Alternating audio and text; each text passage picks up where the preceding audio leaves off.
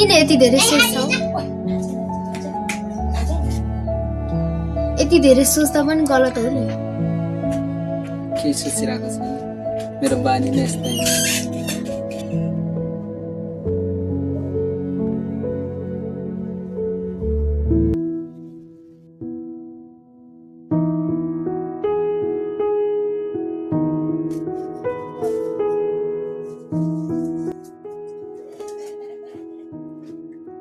बस छोरा अब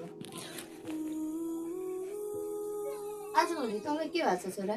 किन निराश देख्छु त? के सोच्दैछस् छोरा? खाना पस्किन्छु, खाना खाऊ। हुन्छ।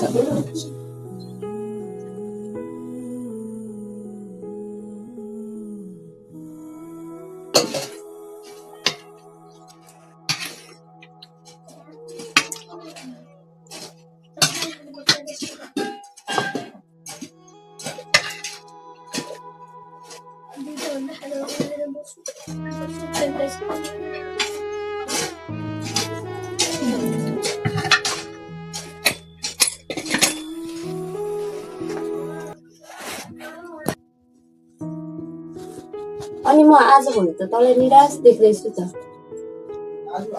के भएको छ तँलाई? त्यस्तो केही होइन आमा। त्यतिकै सधैँ हाँस्ने, खेल्ने, रमाउने, मान्छेसँग खुसी भएर बोल्ने, आजभोलि निराश देख्छु। के भएको छ भन् त? म त तेरो आमा हो नि। तेरो मनमा के लागेको छ मलाई सुना त छोरा। केही भएको छैन आमा, टाउको दुखिरहेछ। मलाई थाहा छैन छोरा, तेरो टाउको दुखेको र नदुखेको। आजभोलि किन निराश मात्र देख्छु? मन भारी भएको देख्छु। धेरै मनलाई भारी नबनाऊ कि, मनलाई हल्का बनाऊ। माया पिरतीमा धेरै फस्ने होइन, पढाइतिर ध्यान दिनुपर्छ। के भन्छ छोरा भन् त तँलाई?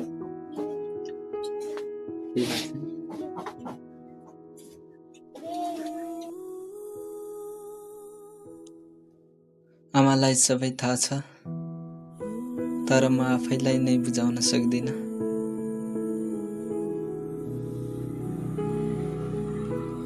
आमालाई कसरी भनौँ? म आमालाई भन्न सक्दिन। आमाले त मेरो मनको कुरा सबै बुझ्नु भएको छ। अब धेरै माया पिरतीमा फस्ने होइन, परीक्षा आउँदैछ तेरो। पढाइतिर ध्यान दे, राम्रोसँग पढ, राम्रोसँग आफ्नो भविष्यको बारेमा सोच। हुन्छ आमा, म अब पढाइतिर ध्यान दिन्छु।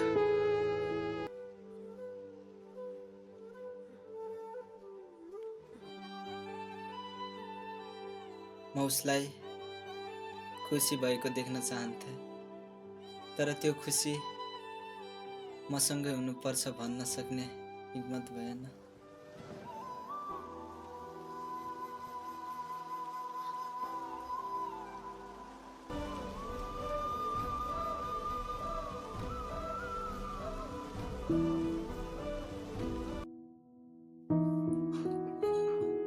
माया भए पनि किन यति टाढा लाग्छ?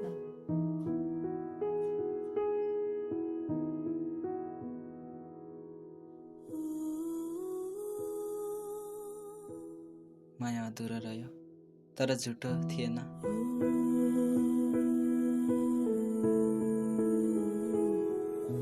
सबै माया मिलनको लागि हुँदैन, कहिलेकाहीँ नबोलेको माया पनि साँचो हुन सक्छ।